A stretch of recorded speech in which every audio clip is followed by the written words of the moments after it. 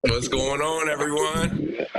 Welcome to the Devo Joe Show. Coach Jack, we really appreciate you hopping on. I know you've been super busy since the start of the summer, so we really appreciate you hopping on and taking the time out. Truly do.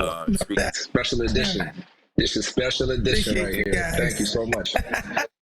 All day, every day. Special edition.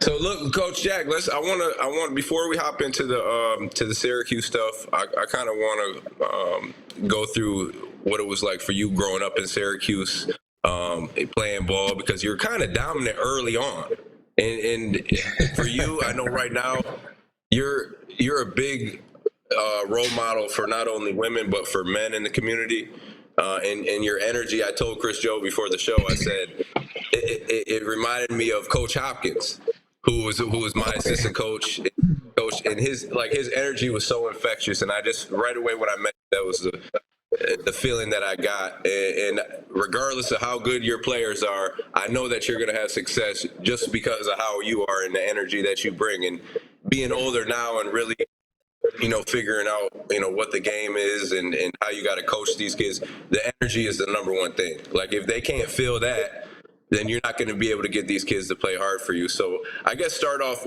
where did you get that energy where did that energy come from for you growing up? And then also talk about, you starting off at Nottingham, dominating, and then staying in Cuse, dominating at the university. So kind of take us through your journey. Well, thank you so much for having me. I come from a big family, and there's 5 of us that are Legette, but the Leonard family is wide and large in the community, and they're the Fords, they're the Stackhouses, it's the Cannons, it's a lot of us in Leonard, obviously. And growing up, we all we had was each other. We didn't have money, we had each other, and the babysitters were my aunts, and they, we are a family of 5, but the Fords are a family of 9, and the Stackhouses are a family of 10, and so in order to find your space in your way, they didn't care about it, whether you're a girl or a boy. You got to prove that you belong. Whether we're playing hopscotch, whether we're playing jacks, whether we're playing, I got next in the basketball court, and so everybody in my family is like this, like passionate and exciting, and the jokes are fluid. You fall down, you're gonna get laughed at, and ain't no sensitivity towards it. So we got hard early, growing up 8, 9, 10, 11 years old, and it just kind of carried over. And we didn't have a lot of money. All we had was hope, and we had each other, and the excuses were unacceptable because we had to make it. We had to make it, and so we got to figure out how we're going to do it. My mom raised 5 kids by herself. My dad left when I was 8, and we said we still got to make it. We got to find a way, and through the game of basketball is what I latched onto, although I played 4 sports. I said whatever the scholarship came from is what I'm going to follow it too. So, we got opportunities in volleyball, but basketball really was a league winner. It gave me an opportunity to go to school for free. And so, we didn't play basketball at Nottingham or Syracuse. For that particular school, we played for our God, our family, and ourselves, and the schools we played for got the residuals of that energy and enthusiasm, of purpose, and led by a lady named Felisha Legette, who's my mom. Wow, that's amazing. Amazing. So at what point did you feel like, all right, this is it right here for me? You just mentioned you played 4 other sports. So at what point in your childhood did we all right, this basketball thing, this is what it's going to be for me. This is going to take me far. This is going to pay for my school. I'm going to have opportunities off of this. Well, I played all for 4 years for all those sports, soccer and volleyball and track, and when sophomore year, I was the shyest person everyone to meet. I walked my head down to the 10th grade, and I came alive on the basketball court. And when the scholarships started coming in influx, by that sophomore junior year, I thought that this was the time you got to really get serious. I never done AAU. I never did all that stuff. I went to 3 camps in my life, and Golden Valley, Kathy Rush, and Syracuse University women's basketball camp. And that's what we did. And so through that, ended up being a top 40 student athlete in the country, and we just kind of followed that lead. And I just came alive on the basketball court, and so through a lot of opportunity, I decided to go to a place where my mom can see me play, and happened to be in my backyard. And Syracuse University, won out over a few other schools. Yeah, no question. I could only imagine. Growing up in Syracuse, it's a unique kind of experience because it's a city, it's a basketball city, right? We know that much, and it's a great university as well, which it's a prestigious school, prestigious program. So was the playing at home where your mom could come see you play? Was that what sealed the deal for you? Absolutely. I was too scared to leave, to be honest, because I gotta be honest, you guys gonna be mad. Well, my dream school was Georgetown, and the coach there was just not good at all, and she did everything in her power to mess it up. So I went up to visit.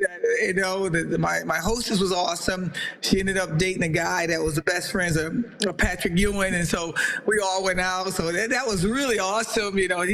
Patrick was a nice guy. I met John Thompson.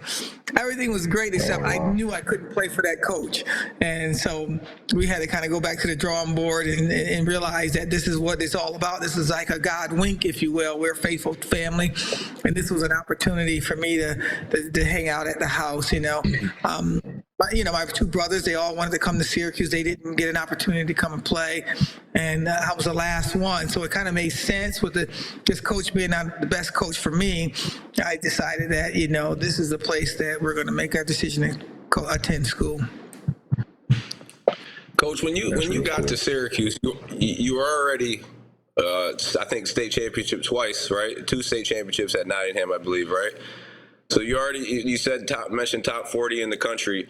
But when you got to Syracuse, obviously college is a whole different level, right? You're the best of the best are coming from all over the country.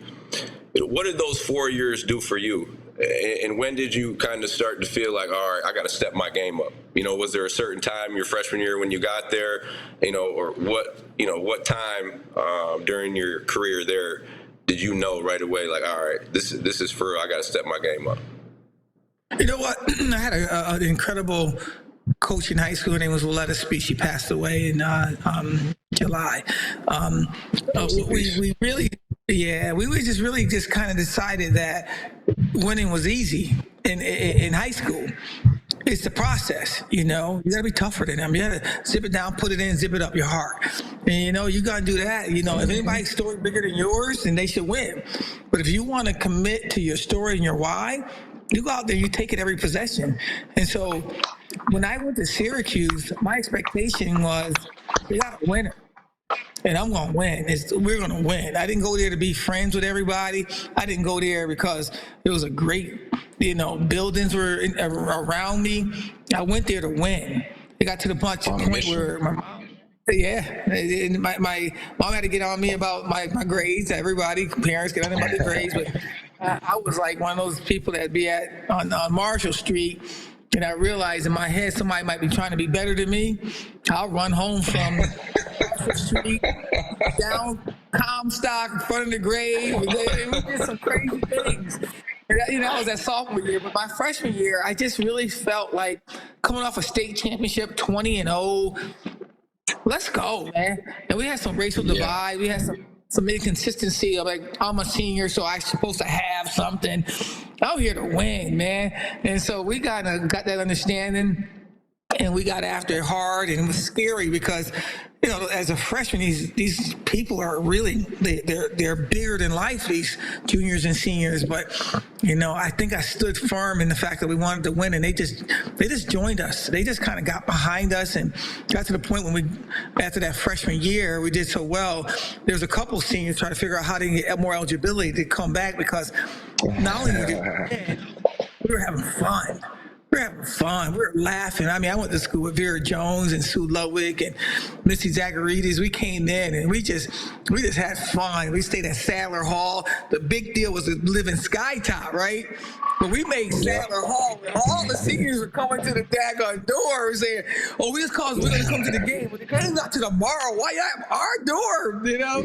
So we had a lot of fun, and we just kept it laughing, and that's what I do now. I mean, I'm not being any different than I was when I was a kid. I just am who I am, and a lot of people like it. Some people don't, but you know, I try to change my personality to fit an opportunity when I had in the past, and it didn't work. Matter of fact, I was fired, and I said, you know, one thing I'll never do is lose who I am, and if that's not what you want, then you got to ask me to leave.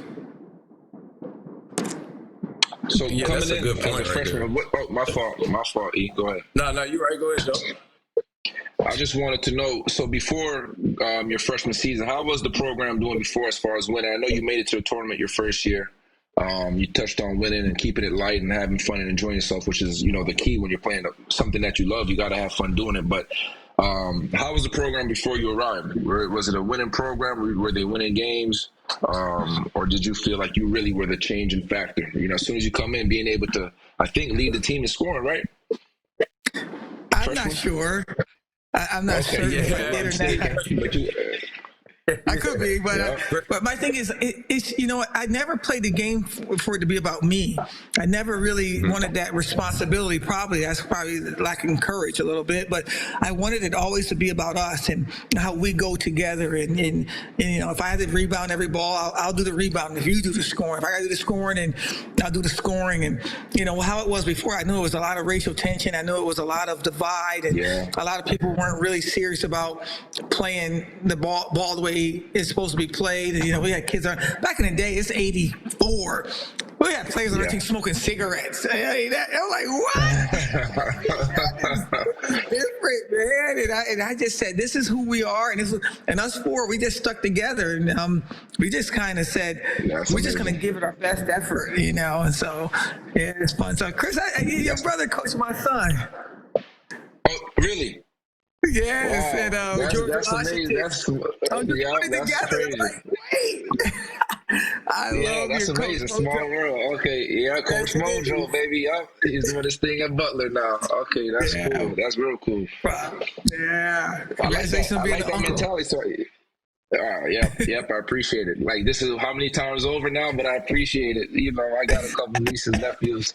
So you really got that we before me mentality. That was always you. The we before me. That's absolutely. It was about the Legette family. It was about us growing. And if one of us got better, it's because we all can come. My brother was the first one that got out there in the world and try to figure out how to navigate through just trying to get a scholarship. He got a scholarship in South Alabama. He went overseas. It was the hardest thing because he was our father figure. But, you know, he made $4. He sent $2 home. It was about us. It wasn't about him getting what he needed to get. Is about helping mom still, even though you're gone. No question. So that's the mindset, you know. I think that, you know, in this business, people lose that. You know, if you might come to Mello Center, you see me sweeping the floor. That's not me trying to show off.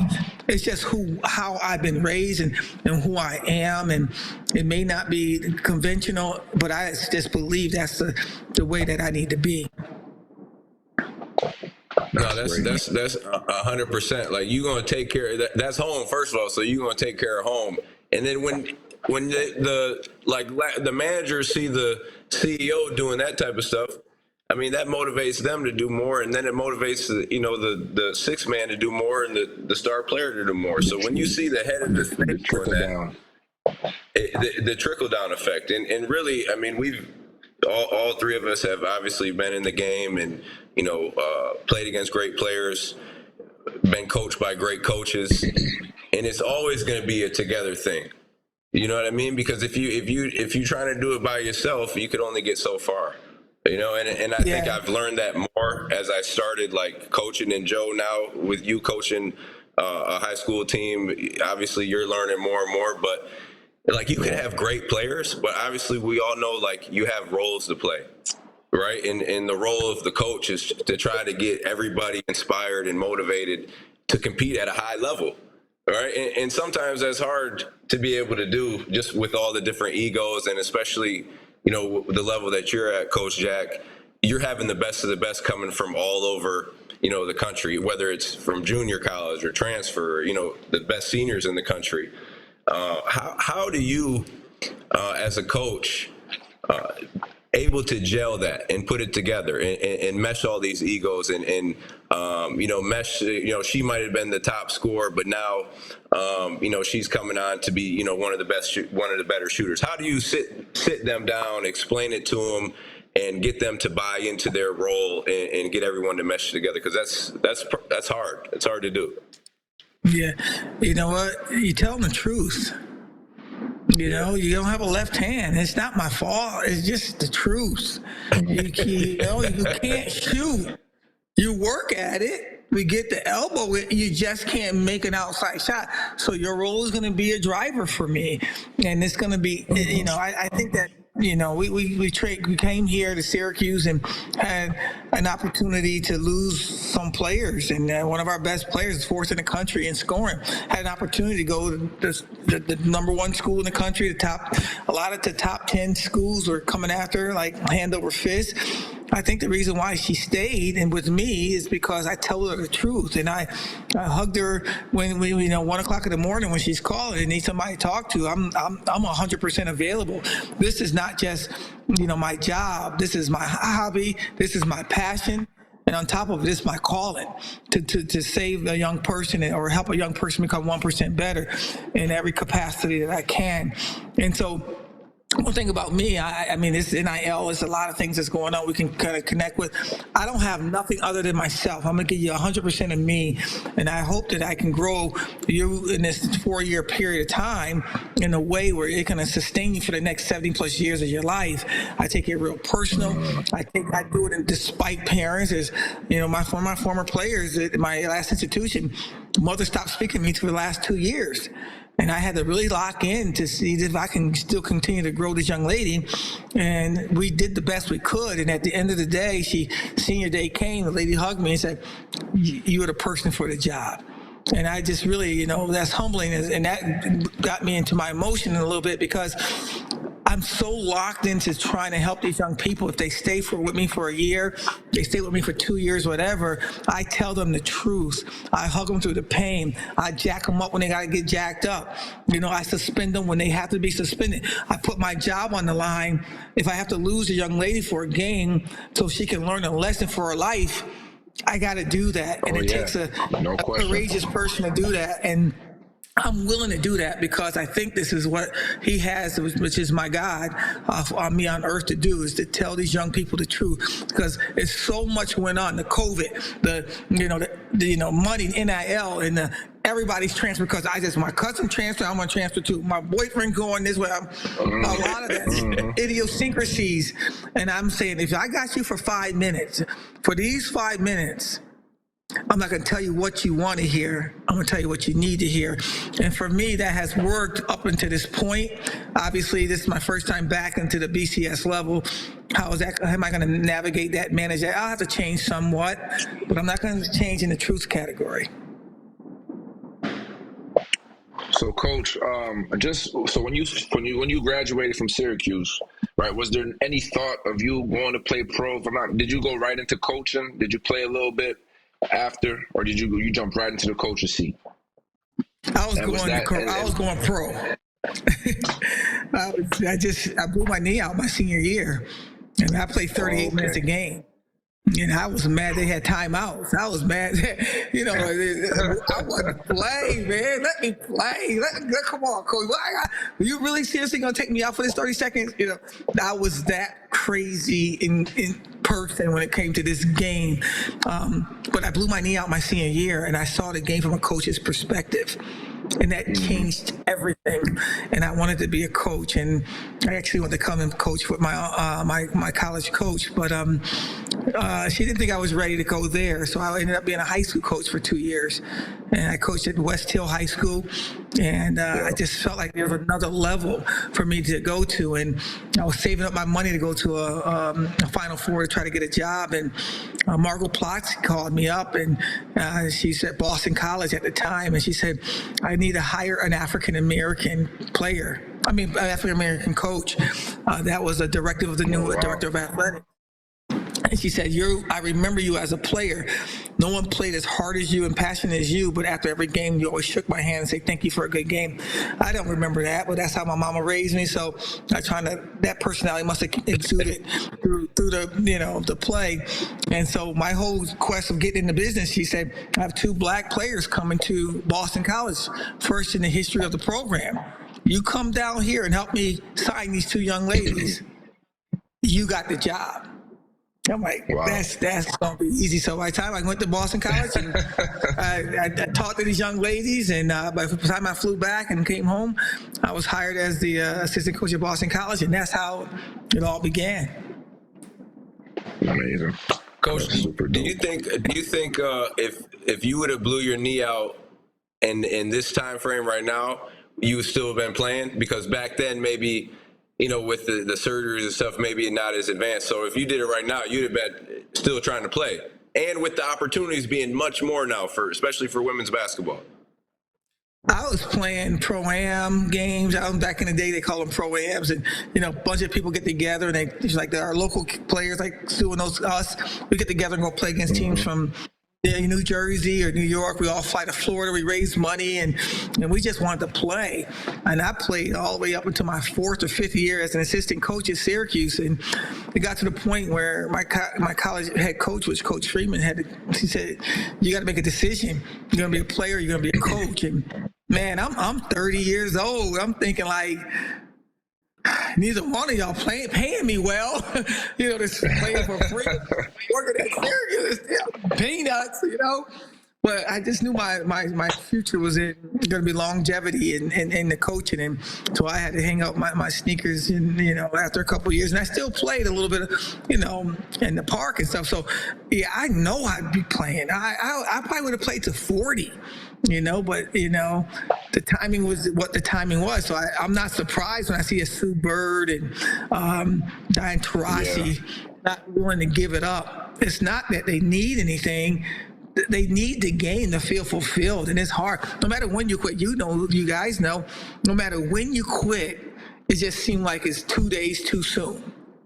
But everybody go through the process, the Michael Jordans, everybody feel that feeling. If you're really a dog and in the game, you always feel that way, and you have to go through a process of being out of it. And you got to almost go through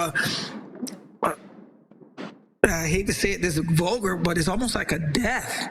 If you're really a gamer, you got to grieve that. You got to bury that. You got to get the noise out of your ears. And I'm not like you guys. I played in front of 34,000 people. Because not only are you dealing with that, the noise of the crowd, that is real. And you got to cut that out of your brain some kind of way. Guys, that's counseling, right? That is some real stuff. I'm still dealing with it. Yeah, and you're not the only one. This guy named Shaquille O'Neal dealt with it. Yeah. He was one of the wealthiest guys in the game. Mm-hmm. And he was about to hurt himself because he missed it so much. And so I'm that person. I didn't grow up as a girls basketball player. I grew up as an athlete, and I grew up like my brothers, and I was trained like you guys. And so that feeling had to end, and it just had to take this time to be buried. And now, I'm a better coach because I'm making players do as I say. I was one of those coaches that when I first got to be a head coach, I'll just show you. I get out there and I still get out and play a little bit, and nobody getting better but me. I'm like, wait, that ain't right. Sidetrack. I'm sorry. I got too deep on that. No, it's okay. that brings go ahead, Joe. No, I was just gonna say. So now, you start your coaching career. You have some time in Indiana. You go to Buffalo. You're back upstate now. Did you ever, at any point, believe that your coaching would lead you right back home? Buffalo's pretty close. Yeah, it's close as it's close. But did you ever think that you would get right back to Syracuse? You know what? Was It's that a been a plan dream. of yours? I when I was at Hofstra University, that was my second year at Hofstra, and the Syracuse job came open, and everyone thought that this was going to be the job that I'd come get because what I've done as a student athlete, and I lost two of my top recruits, and they weren't even thinking about me. And I made a call. I'm like, this is what, and I had to put a statement out there that not only am I not going to get the Syracuse job, they don't even want me. I get to Indiana 1 year into the Indiana job, and the job comes open again, and then it was a very quick decision for them to do what they need to do, but I had to make a quick decision to say to the people at Indiana, I'm not leaving a third coach in 3 years.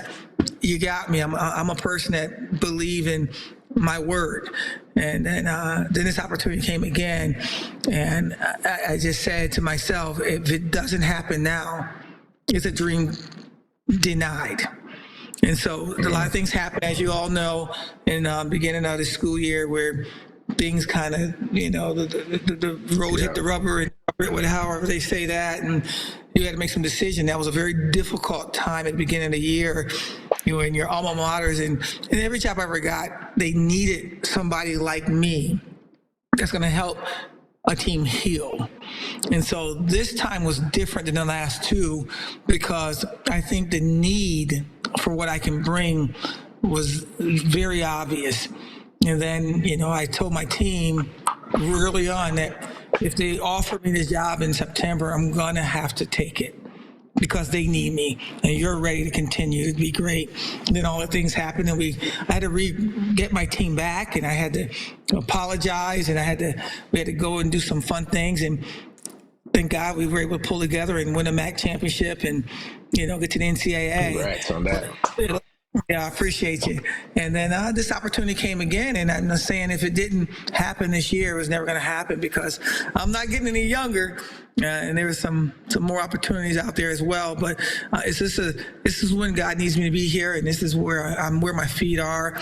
I'm at the best school. No matter where I ever been, I've always said Syracuse is the best school in the world, and it's never been. Hands down, and I was being denied an opportunity. I'm from Syracuse. I'm like, wait, but it wasn't. I wasn't ready. Possibly, I don't believe God makes mistakes, and the timing was perfect for what we have to do. And so my hope is that, we continue to grow this program into a area where you guys can continue to be proud, not just on the men's side and the institution, but grab the women's team as well and be proud of what we create as well.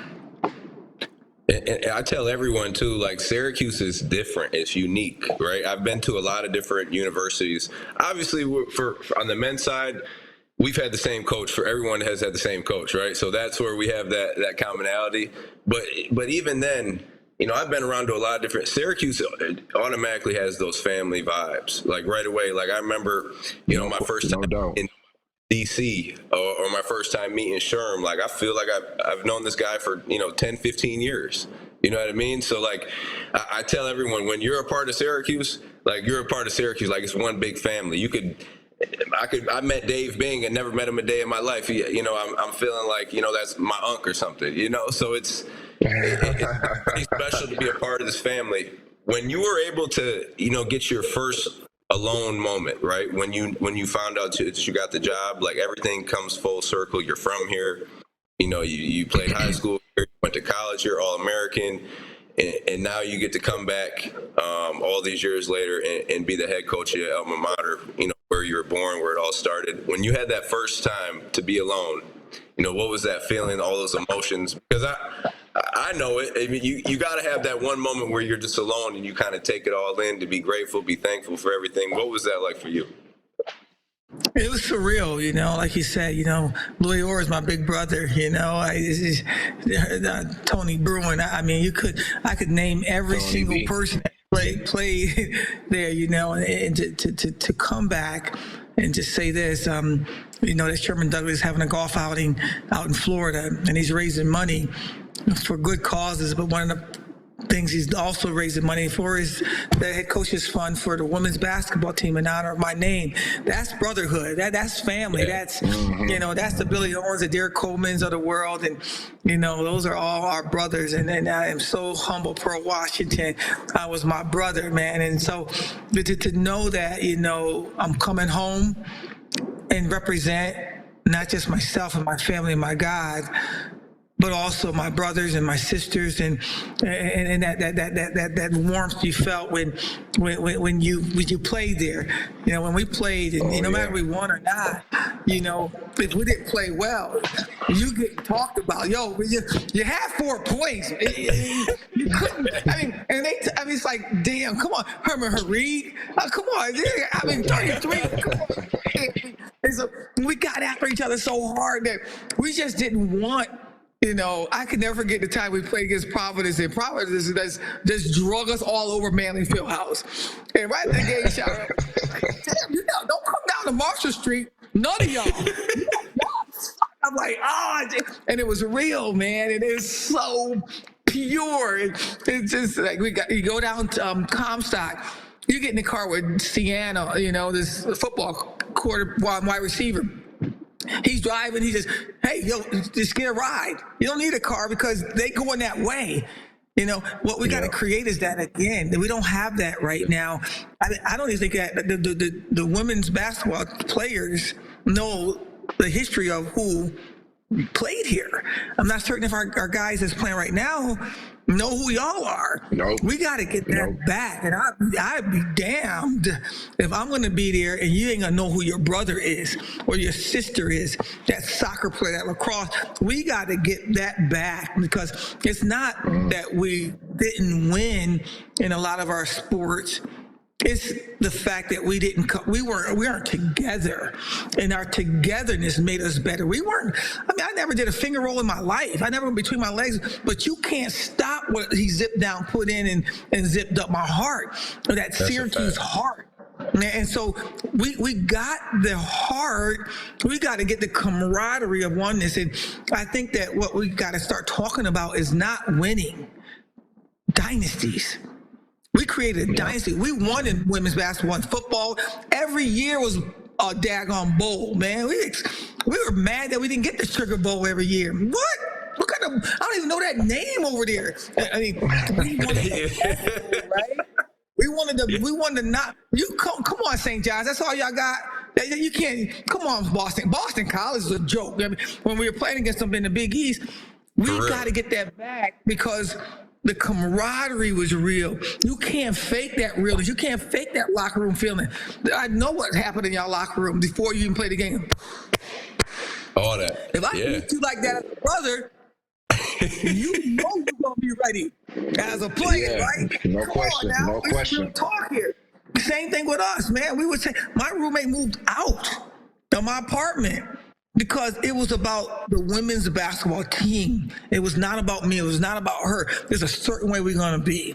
And I think that if we get that back, man, it's already done. Winning is easy here at Syracuse. It's the camaraderie that needs to come back.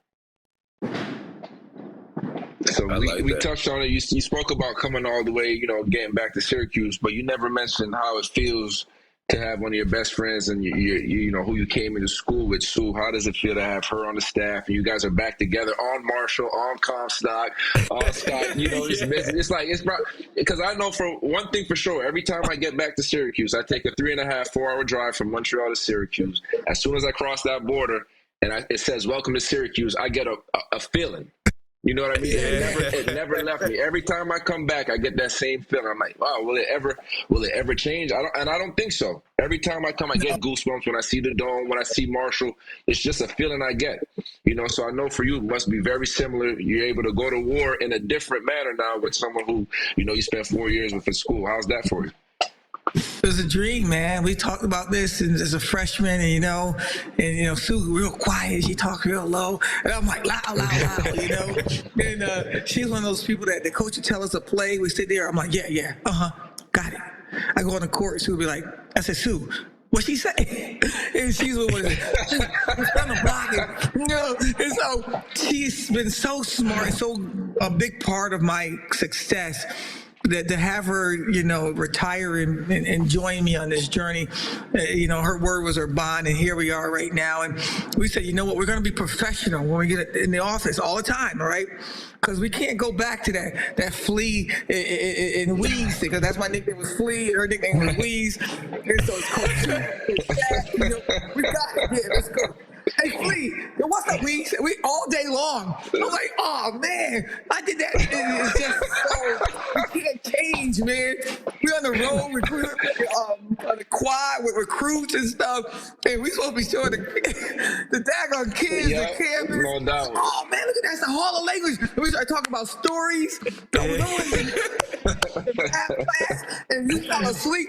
And we don't even realize, like 30 minutes later, the recruits are looking at us like what's going on? Yeah. Hall of Language is for, And so it's some real. It's like this is like extra, man. This is icing on the cake, man. This is pure love. But one thing that we've got to understand, everybody need to understand, when we cross that line at 94 feet. There's nobody more competitive than Sue Lovick and Felisha Legette-Jack. And so if you're going to keep the score, they're going to bring some referees out there. We're going to put a plan together to try to win every single game. So, but we're going to enjoy every minute of the journey. And if you can ever be together with one of your brothers on a journey of life like this, run towards it. Make it happen. It's special. That's special. Yeah, Coach, don't tell her I said no doubt. I said that. Coach, we talk about the challenges you faced early on being a women's basketball player, and back then how the opportunities were not even as much as they are, not even compared to what they are now, right?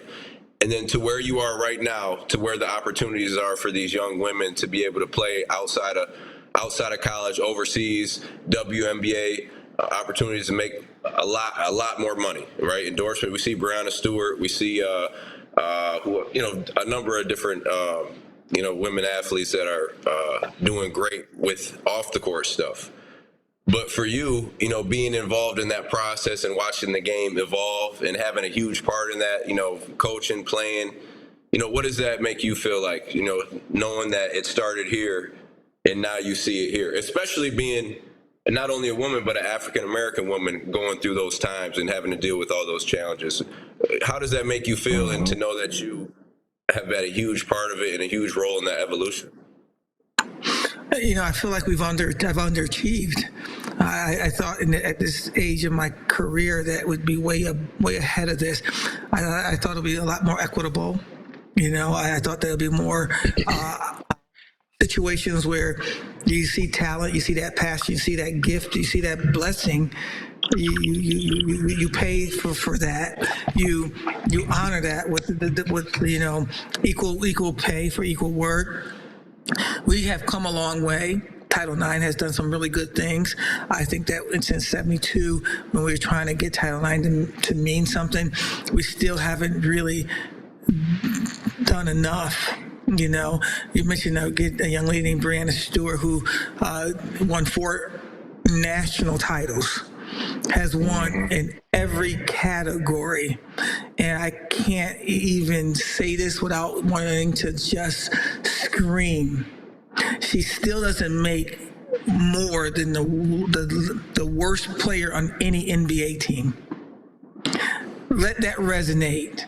She doesn't make close to the amount of the worst player on the NBA roster on any team.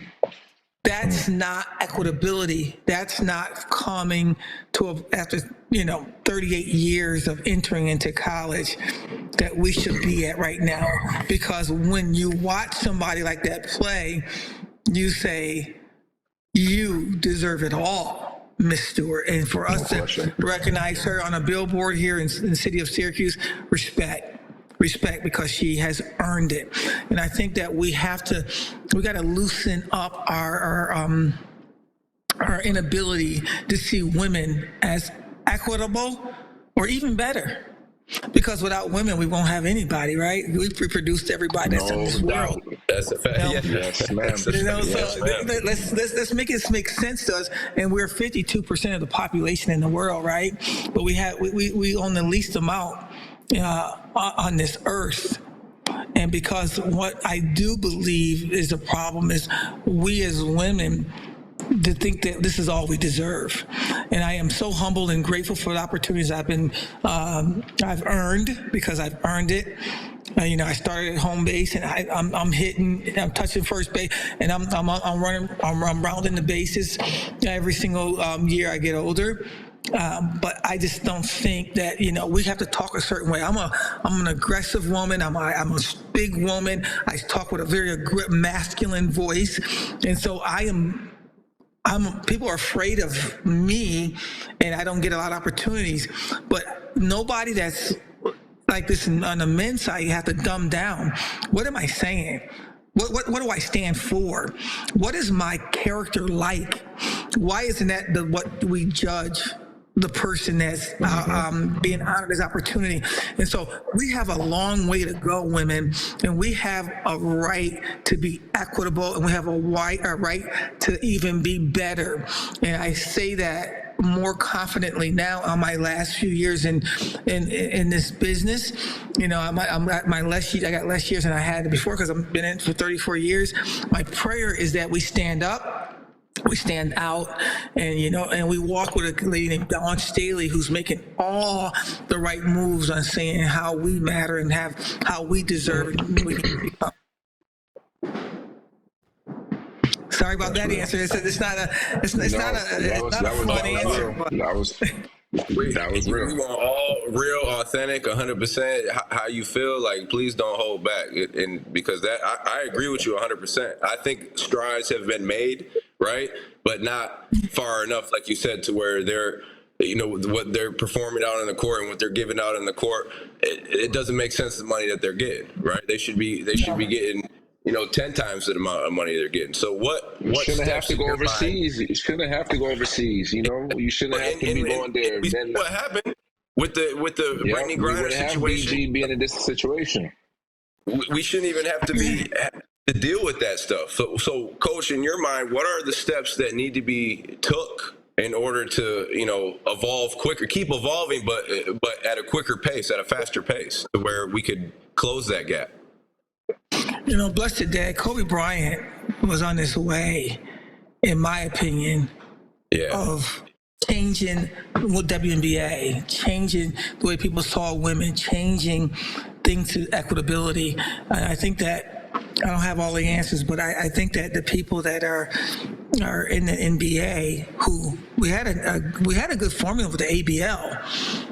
And it was really good, but the big power that NBA stepped in and said, we want, and we're going to do, and we're going to show you by making the first three faces in women's basketball millionaires. And so we had this idea that, wow, all women that play this game at a high level have a potential of becoming wealthy enough to lead our families. And that wasn't true, because then the salaries reduced itself to $35,000 to be a WNBA pro. We've definitely stepped up more, but I just think that the NBA guys, if you guys really like what you see, if you're really talking that talk and saying, and you have these daughters that's looking up to us, you need to step up financially and improve it and pay these women equitable to you. Now, how you can't make somebody equal. If I give you mine, you're not, you can start. Somebody can put their $1 million where their mouth is and say, I want to donate this to this team. And there's only 12 teams, so it only takes 12 of them, right? And if 24 want to just say, hey, let's as a team, we give $2 million to a team. Now you're talking some real talk, and it's like, to me, I don't have all the answers, but it seems like it's an easy solution because it's because let's be real. Let's be real. They have that. They have that in the book bag. They have easy. that. That's the NBA with that being said, it's just it's a no-brainer. There should be like a G League for the women, for the WNBA as well. Like it should be the same. Like the NBA is a multi-billion-dollar business. They make more than enough money to support the NBA, the G League, a WNBA, and a WNBA G League. Like it's just about, obviously the TV and all that. It comes down to whatever. I don't know all of it, but they have the Yeah, funds me either. to support, to give more money to the WNBA, especially the players who deserve it, right? And now even more so, like we said, Joe, what's happening with Brittany Griner, like those situations, you shouldn't even have to deal with that, where I'm leaving my family for 7 months. Like I know, I talked to Brittany Sykes, who plays for LA Sparks. She's a good friend of mine. And Brittany she just got done with the season, and now she's headed right over to Hungary, to get more money because of, they're not paying her enough for the Sparks. So they shouldn't even have to do that. Like, you're missing time from your family. You're playing 12 months out of the year. Valuable time that you're missing out on, man. And wow, yeah, I know. We've been overseas. A lot of these we have to do that as well. They have kids too. It's a lot. It's a lot to deal with, man. I don't think the average fan really looks into all the other stuff that these women have to deal with. Being a mother. I know one of the women during the bubble. She had her kids with her in the bubble. Dealing with all these little things that us as men we don't have to deal with. And even playing. Wow, forget. I'm sorry to cut you off. I get a little passionate, but forget. Having your kids in the bubble. There's some women who play while pregnant. You know what I mean? Like come on, like it's please don't misunderstand. I'm not minimizing what our men go through, because they go through a lot. 89 games is a lot. I'm saying if you want to see equitability, prove it. If you believe that your mother has paid a price for you and now you are doing some amazing things, you got extra funding, grow another woman, grow another person that can really leave your legacy that way. And I love what LeBron James does. He's opened up a school. But there's so many people. How many houses can you live in? How many really do you need before is that your legacy? I got 19 cars and 42 houses. What is your legacy going to be? And so my hope is that my legacy is that, I stood for something bigger than myself. And I helped somebody that couldn't do it, and they couldn't do anything to help me back. And this is what coaching does for me. Yeah. It gives me an opportunity. Like, no matter what, these kids could never repay what you do. Like, one of my best players, she's going to Egypt today. To me, to be in the WNBA is the best player I've ever coached. Number 2 in the country in scoring when she graduated. She got to go to Egypt. I said, come to Syracuse. And she's just been busy. I said, mandated, get to Syracuse. I came to Syracuse. I let her go on a clothing spree. And I just said, whatever you want and shine, just whatever, just get it. And I don't know what it came to, didn't matter. And she said, Coach, thank you. I said, don't you ever thank me, because without you, I couldn't have bought my home that I live in Syracuse, because on your backs I became. So you were able to do something for me that you don't realize, and I want you to start knowing that you matter too. And we had our moment. We cried. I was sure they're all the best and stuff. Gave her some books to take with her to read. And so what else can I do to help these young people that can't do nothing back? This kid just wanted to be loved and felt loved. And I gave her that opportunity by just taking her on a spree and let her know that she did something for me. And that's the beauty of what we can do in this coaching business. Do something where they don't help you. I tell my players all the time, I'm a pretty good coach. I'm a better coach when you graduate. From the 22 to 25, when your brain fully developed, I am the best person that's going to be in your life. And that stands true for every job that I've been through. And so we have a responsibility, people, and I think we all got to stand up more. And I know. Yes. I know Joe probably could say the same thing, but as I get older, as you start to deal with more kids that want to learn and get better at the game, when you work with somebody, whether it's a team or individually, and you work over a period of time, 1-2 weeks, 3-4 months, a year, whatever it is, and you see the development of that player, whether it be, better ball handling, shooting, mental, learning the game. And they come back to you and they talk about, hey, I remember doing this and how much better I got at it. I mean, I don't know about you guys, and I know you feel the same way, but when you feel that feeling that you help somebody impact, get better at something or impact their lives in a better way, is so much better than the feeling I got when I made a game-winning three or a dunk or a great. No doubt. Like this feeling right here is different. It's like an addicting feeling. Like once you feel that, you like, man, I helped this person that they couldn't do that for themselves at that moment, but you showed them the way. You inspired and motivated them to where they could do it, and now in return, they gonna do it for somebody else.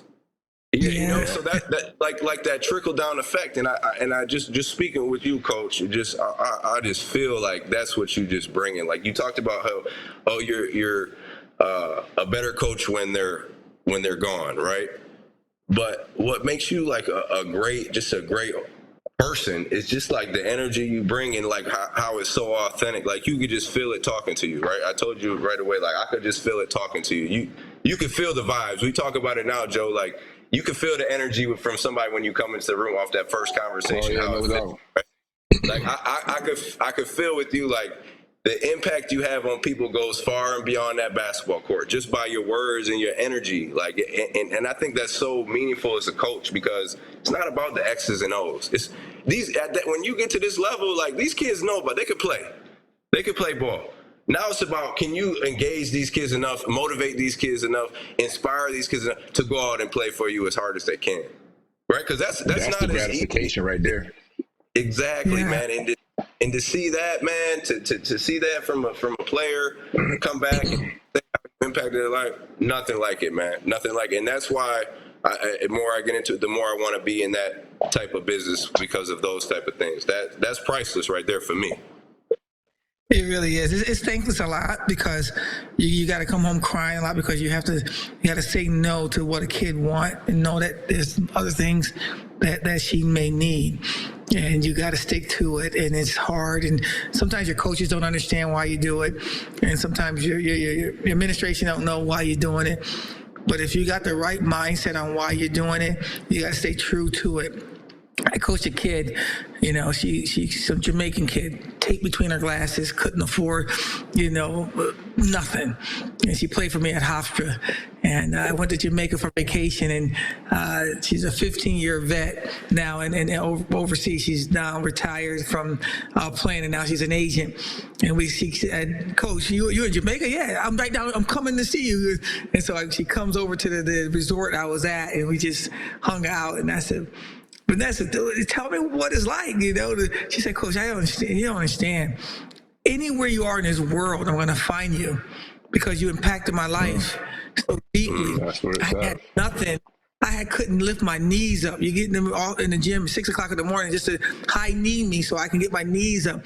When I go overseas, and this young lady, she won 2 national titles, and she's saying, "Thank you, congratulations to my teammates," and she's speaking in front of 100,000 people. The whole country came, in a football stadium is watching this young lady, and she sent me the videotape about 6 years ago of her winning a title over in Spain. And you don't see this beautiful woman that's like 28, 29, 32-year-old, whatever she is.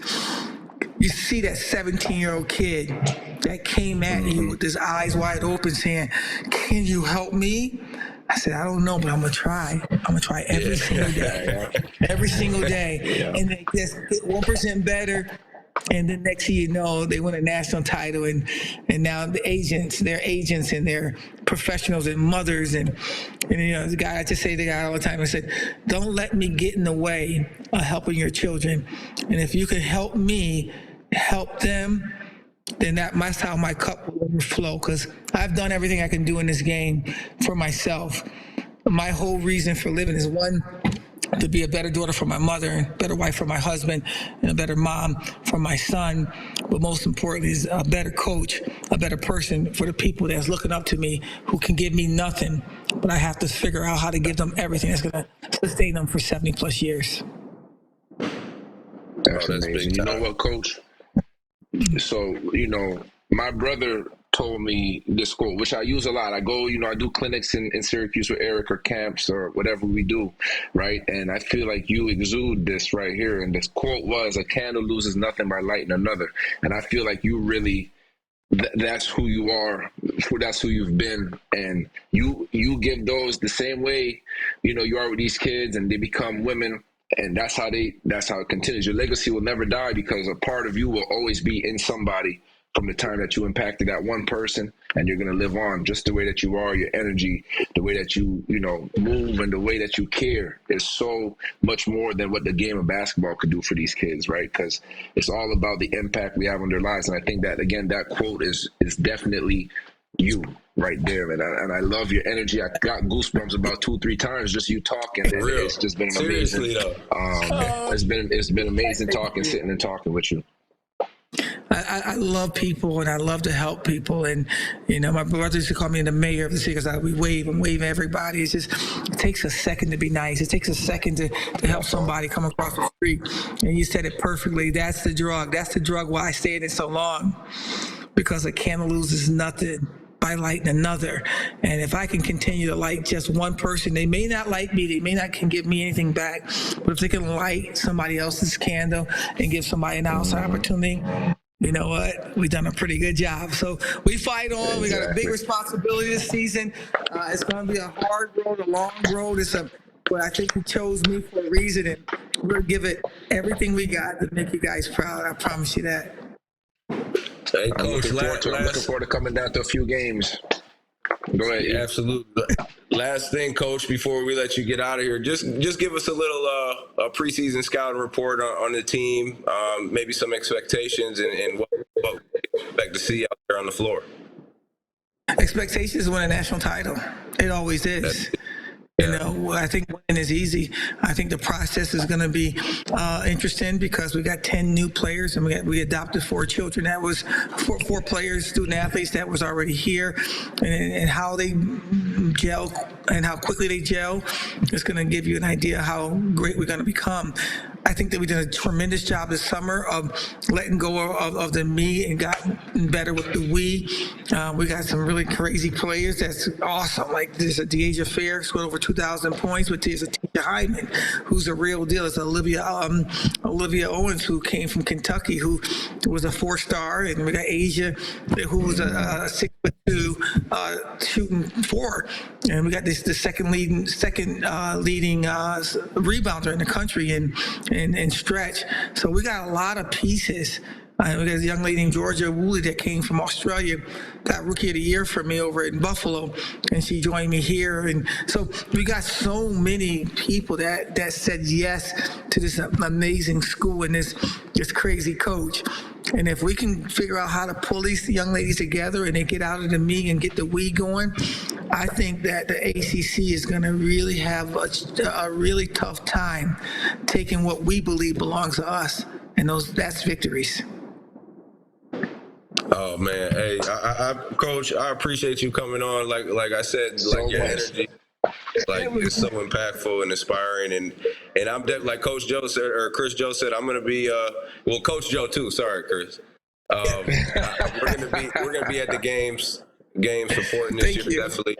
I want to make sure that we're out in full force, giving you all our support, because the energy that you bring is the type of energy that I want to be around. So I appreciate that, and we appreciate on the show, absolutely. And good luck this year, Coach. Our family versus their team. I appreciate you guys. That's it. Thank you. How's it going? Thank you. I'll catch you next week. Joe, you already